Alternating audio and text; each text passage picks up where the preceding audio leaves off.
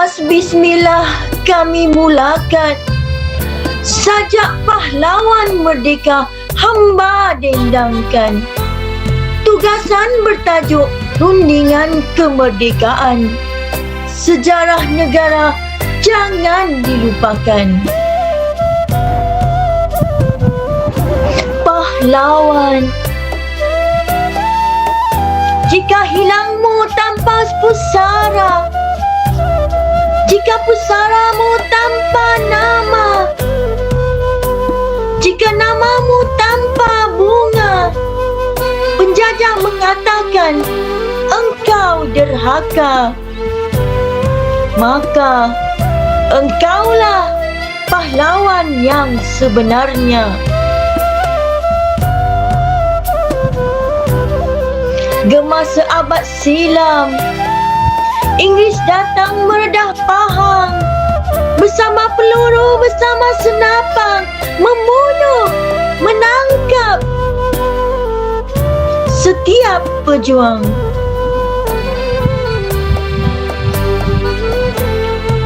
Sungai Semantan berubah merah. Bukan sarap hilir ke Kuala, bukan rakit mudik ke Hulu. Arus merahnya menjulang mayat.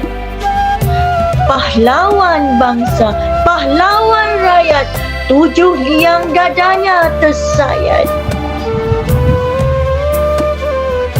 Pahlawan, untukmu derita, untukmu penjara. Bukan bintang tersemat di dada, semangatmu api, negara berdaulat. Namamu terukir di jantung rakyat. Pertama ialah punca konflik. Permulaan penjajahan tanah Melayu adalah pada tahun 1511 apabila Melaka jatuh ke tangan Portugis. Kemudian pada tahun 1641 dan 1824, tanah Melayu telah jatuh ke tangan Belanda dan British melalui perjanjian yang ditandatangani antara dua pihak yang dikenali sebagai Perjanjian Inggeris-Belanda. British telah berjaya dalam menyatupadukan sistem pentadbiran di tanah Melayu yang telah diuruskan oleh Raja-Raja Melayu melalui bantuan pembesar-pembesar negeri sebelum itu. Campur tangan kerajaan British dalam pentadbiran tanah Melayu telah mencetuskan rasa tidak puas hati di kalangan penduduk tempatan. Pada tahun 1941, tentera Jepun telah menguasai tanah Melayu sehingga tahun 1945 sebelum mereka mengundur diri dari tanah Melayu kerana pengeboman bom atom di Hiroshima dan Nagasaki. Pengunduran tentera Jepun telah menyebabkan penubuhan Parti Komunis Melaya atau dikenali sebagai PKM. Pada tahun 1948, Sir Edward Gen mengisytiharkan darurat di tanah Melayu. Pada akhir Perang Dunia Kedua, British kembali mentadbir tanah Melayu melalui pentadbiran tentera British atau British Military Administration (BMA). Malayan Union telah ditubuhkan, namun MU telah mendapat tentangan hebat dari penduduk tanah Melayu kerana menghapuskan hak istimewa orang Melayu dan menghapuskan institusi raja-raja. Kedua pihak yang terlibat dalam konflik. Pertama, pihak yang terlibat dalam konflik ketika penjajahan British di tanah Melayu melibatkan pelabur British di mana pelabur British tertarik dengan potensi kekayaan mineral di tanah Melayu. Konflik itu berpanjangan apabila British berjaya menjajah tanah Melayu. Frank Swettenham merupakan seorang pegawai kolonial British di tanah Melayu yang sangat berpengaruh dalam membentuk struktur pentadbiran British. Kedua, pihak yang terlibat dalam konflik ketika penjajahan Jepun di Tanah Melayu. Semasa penjajahan Jepun selama 3 tahun setengah, semua aktiviti yang melibatkan aktiviti sosial, ekonomi dan politik di Tanah Melayu telah dikawal oleh tentera Jepun. Tentera Jepun berundur dari Tanah Melayu selepas berlakunya pengeboman dari pihak Amerika Syarikat di Hiroshima pada tahun 6 Ogos 1945 dan di Nagasaki pada 9 Ogos tahun yang sama. Pengeboman dua bandar besar Jepun ini menyebabkan tentera Jepun berundur dari Tanah Melayu pada tahun 1945. Ketiga, pihak yang terlibat dalam konflik ketika kedatangan PKM di Tanah Melayu. Menurut Perlembagaan 1934, matlamat Parti Komunis Melayu adalah untuk menggulingkan kolonisme British, menghapuskan federalisme Melayu dan menubuhkan Malayan People Republic. Dalam peralihan dari masa perang kepada keamanan, kekurangan makanan di Tanah Melayu menyebabkan rusuhan awam dan pekerja melakukan mogok dan demonstrasi untuk gaji yang lebih tinggi. PKM melibatkan dirinya dalam sebab-sebab ini dan berkonflik kepada British Military Administration atau BMA. Seterusnya ialah jangka masa konflik. Berikut merupakan tahun-tahun penting sewaktu pemerintahan penjajah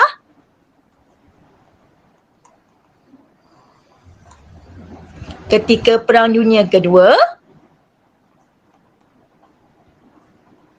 dan sehinggalah Malaysia yang merdeka.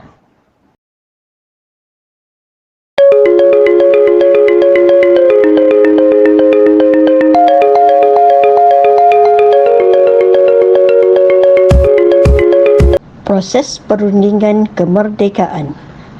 Tindakan Tuanku Abdul Rahman menubuhkan Parti Perikatan telah mengubah pemikiran kerajaan British bagi membenarkan penduduk Tanah Melayu untuk mentadbir negara sendiri. Perpaduan dalam 3 kumpulan etnik utama iaitu Melayu, India dan Cina membawa kepada Perjanjian London yang ditandatangani pada 8 Februari 1956. Ini memberi petunjuk bahawa Tanah Melayu akan diberi kemerdekaan pada 31 Ogos 1957. Pada 27 Mei 1961, Tuanku Abdul Rahman mencadangkan penggabungan 5 jajahan iaitu Tanah Melayu, Sabah, Sarawak, Singapura dan Brunei bagi mencapai kemerdekaan. Pada 16 September 1963, wakil kerajaan British telah bersetuju membentuk negara kecuali Brunei atas sebab-sebab tertentu. Pihak yang terlibat dalam rundingan kemerdekaan. Rundingan kemerdekaan Tanah Melayu diketuai oleh Yang Teramat Mulia Tengku Abdul Rahman. Turut serta dalam rundingan adalah Datuk Abdul Razak bin Hussein, Dr. Ismail bin Abdul Rahman, Tuan Tan Tong Hee, Kolonel Henry Lau Hau Sik dan Bahaman Samsudin. Wakil Raja-Raja Melayu adalah Wakil Sultan Perak, Wakil Sultan Johor, Wakil Sultan Kelantan serta Wakil Sultan Selangor. Wakil daripada kerajaan British terdiri daripada Menteri Negara Mr. John Hoare, Pesuruhjaya Tinggi British untuk Persekutuan Tanah Melayu Sir Donald McGillivray, Ketua Setiausaha Persekutuan Tanah Melayu Mr. David Waterston, Menteri Hal Ehwal Ekonomi Persekutuan Tanah Melayu Mr. Oscar Spencer. Peringkat perundingan kemerdekaan. Antara tahun 1946 hingga 1957, beberapa siri rundingan telah diadakan. Yang pertama, rundingan antara Raja Melayu dan Kerajaan British iaitu mewakili Negeri Selat. Rundingan ini dilakukan bagi membentuk Kerajaan Persekutuan Interim 1948. Seterusnya, Kerajaan YDPA melalui Perjanjian Persekutuan Tanah Melayu pada tahun 1957. Yang kedua, rundingan bagi kemerdekaan Negeri Selat dan kedaulatannya diserahkan kepada Kerajaan YDPA. Yang ketiga, rundingan semakan semula syarat kewarganegaraan Persekutuan Tanah Melayu semenjak tahun 1948 selepas penubuhan MU Order in Council pada tahun 1945 dibatalkan, dan rundingan ini mempertimbangkan permohonan kaum pendatang bagi status kerakyatan Persekutuan Tanah Melayu. Rundingan London yang dijalankan selama 3 minggu merupakan satu proses bagi menyatukan negeri-negeri Melayu dan juga 2 buah negeri selat dalam sebuah kerajaan persekutuan di bawah kuasa YDPA.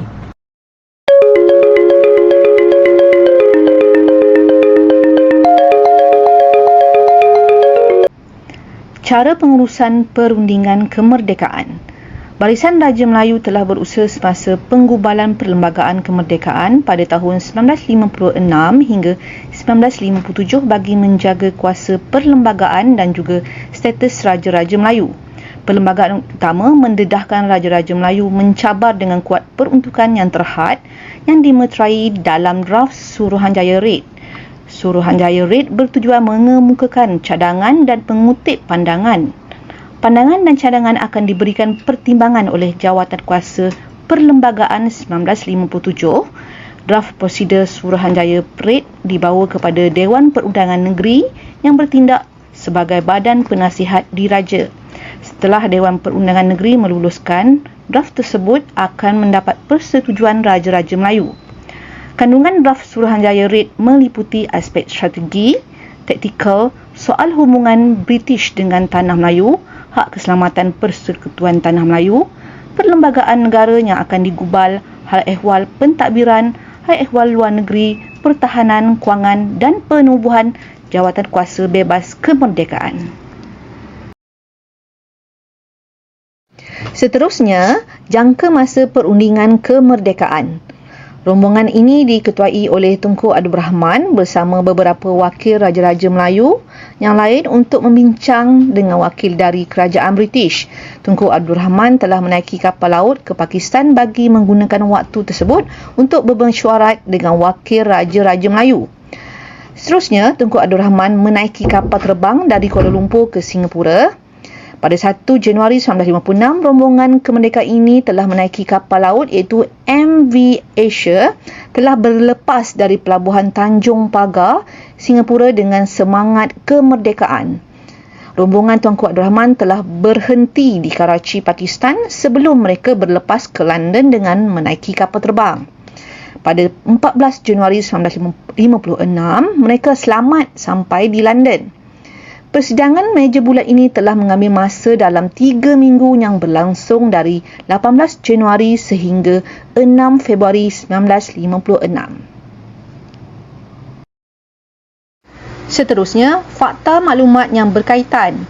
Rundingan yang telah dipersetujui di London adalah seperti berikut. Kerajaan British, pertama, Ahli Majlis Eksekutif akan dilantik oleh Pesuruhjaya Tinggi atas nasihat Ketua Menteri. Peguam Negara dan Ketua Setiausaha tidak dilantik oleh Pesuruhjaya Tinggi. Pegawai British yang diberhentikan perlu dibayar pampasan oleh Kerajaan Persekutuan Tanah Melayu. British dan Persekutuan Tanah Melayu akan mengadakan bantuan bersama dan perjanjian pertahanan. Persekutuan Tanah Melayu akan diberikan bantuan seperti bantuan pertahanan daripada pihak Commonwealth dan British. Manakala untuk Persekutuan Tanah Melayu pula, pertama, Jawatan Menteri Kewangan akan menggantikan Jawatan Setiausaha Kewangan. Menteri Hal Ehwal Ekonomi adalah dalam kalangan rakyat Persekutuan Tanah Melayu, menuntut supaya pengarah gerakan yang dikuasai oleh pegawai British untuk diganti oleh rakyat Persekutuan Tanah Melayu.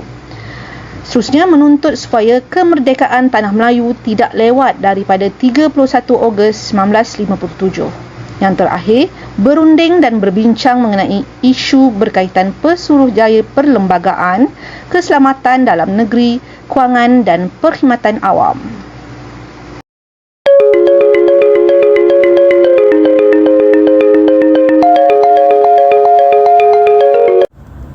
Kredibiliti dan kuasa perunding dalam perundingan kemerdekaan.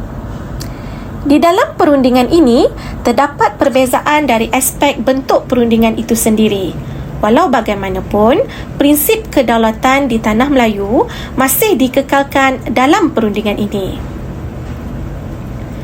Kemampanan kedaulatan Barisan Raja Melayu sebelum tarikh penginstitusian Perlembagaan Persekutuan Tanah Melayu dan pasca merdeka adalah masih relevan seperti yang dinyatakan dalam perkara 181-1 Perlembagaan Persekutuan. Hal ini telah menunjukkan kredibiliti dan kuasa perunding oleh wakil-wakil dari Tanah Melayu ke Perundingan London sangat profesional di samping memelihara kedaulatan Raja-Raja Melayu. Hasil rundingan kemerdekaan. Perundingan London pada tahun 1956 yang diketuai oleh Tunku Abdul Rahman telah berjaya menunjukkan hasil yang positif apabila pihak British telah mempersetujui hasrat Tanah Melayu dalam menuntut kemerdekaan. Pada malam 30 Ogos 1957, ribuan rakyat yang berhimpun di Padang Merdeka Kuala Lumpur telah menyaksikan sendiri penyerahan kuasa oleh pihak British. Tuanku Abdul Rahman telah diberikan kuasa sebagai Perdana Menteri pada 11.50 malam tersebut. 31 Ogos 1957, pengisytiharan kemerdekaan telah dipindahkan ke Stadium Merdeka. Duke of Gloucester sebagai wakil permaisuri telah menghadiahkan Tuanku Abdul Rahman alat kemerdekaan. Tuanku Abdul Rahman meneruskan bacaan pemasyuran kemerdekaan dengan laungan Merdeka sebanyak 7 kali. Bendera kebangsaan Tanah Melayu dinaikkan dengan diiringi lagu kebangsaan serta tabik hormat dan 21 das tembakan meriam diikuti dengan doa kesyukuran serta laungan azan bagi mengingati majlis yang bersejarah ini. Sekian pembentangan daripada kumpulan kami. Semoga apa yang disampaikan ini sedikit sebanyak dapat memberi manfaat kepada seluruh rakyat Malaysia khususnya. Akhir sekali, sempena bulan kemerdekaan yang akan menjelang tiba pada Ogos nanti, marilah kita bersama-sama menyemarakkan semangat kemerdekaan dengan laungan Merdeka, Merdeka, Merdeka. Terima kasih dan Assalamualaikum. Demi tanah yang bertuah, taman cinta merdeka, kasih di hatiku ini